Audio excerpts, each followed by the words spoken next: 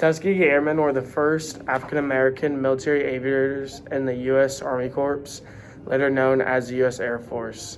These group of African-American men were first faced with racial discrimination at the Tuskegee Institution, where they were given an unfair advantage while taking the pilot exam. After they passed the exam, Air Force commanders still didn't think they were capable of flying until Eleanor Roosevelt came down to Alabama and basically told them to give the African-American men a chance to fly.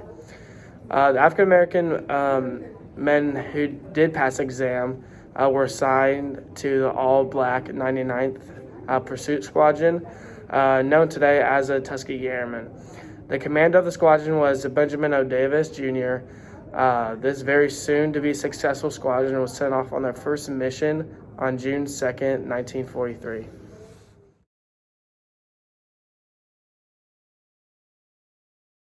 We applied. Some of us passed, did very well, and then we waited. I applied with two young white kids who were friends of mine, and we all passed. A couple of months later, they got a call. I didn't get a call, so I went back down to the recruitment bureau and asked about it. And they were saying, well, they can't find the papers. They gave me a bunch of the stupid alibis they gave all of us. But finally, a second lieutenant down there, who I guess he decided, just to be honest, he just said, well, no, he said, we're never going to call you because our rules are that African Americans, colored, he used the term, can never be in the Army Air Corps. And why don't you talk about One of the most prominent pilot within the Tuskegee Airmen was pilot Lee Andrew Archer Jr. He flew the P-51 and completed 169 missions, when a typical pilot completed 50 missions at max.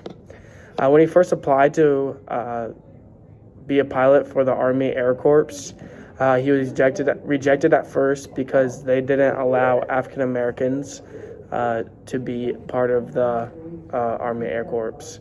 But then in 1941, Congress forced the Army and the Army Air Corps to create a segregated unit for African Americans in Tuskegee. He was then later accepted into the cadet program, and he passed with honors.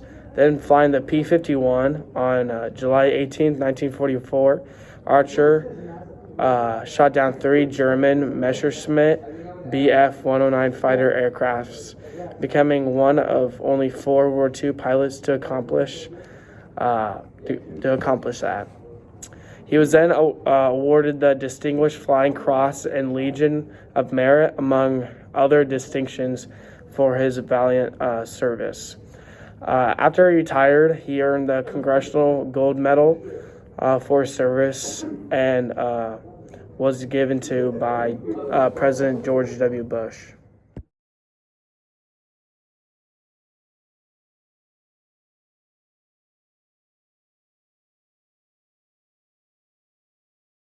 Back in World War II, we had an all-Negro fighter group that I commanded, and later a medium bombardment group.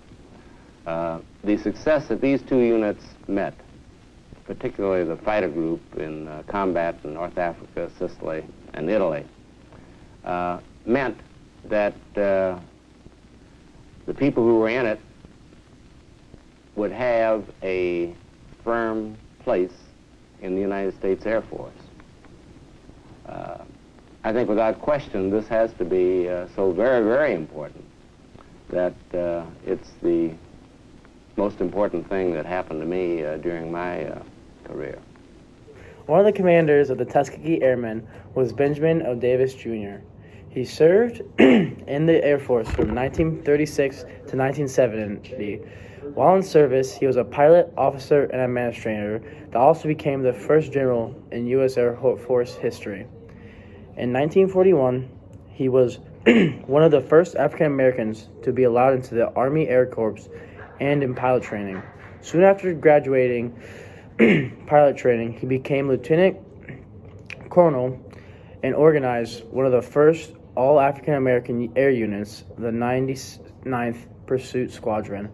They flew tactical support missions in the Mediterranean theater, and in 1943 he organized a new air unit called the 332nd Fighter Group, better known as the Tuskegee Airmen. By the end of the war, he had flown 60 combat missions and was promoted to colonel. Captain Luther Smith was a pilot, an engineer, and patent holder, and part of the Tuskegee experiment. In the beginning of the Tuskegee experiment, there was segregation, and only black airmen were a part of the experiment put together by Benjamin O. Davis Jr. Captain Luther Smith and other wing-tailed pilots would escort bombers to make sure enemy aircrafts wouldn't destroy the bombers. At the end of the war, the Tuskegee Airmen had flown more than 200 combat missions and had not lost a single bomber, which was a record that was never broken.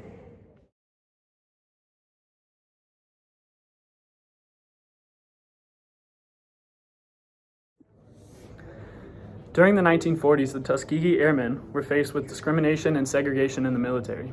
A lot of military officials and the general American public did not believe that African Americans had the intellectual capacity to successfully fly planes and carry out missions. However, the Tuskegee Airmen proved them wrong time and time again. The Tuskegee Airmen had a record of 0 bombers down throughout all of their missions.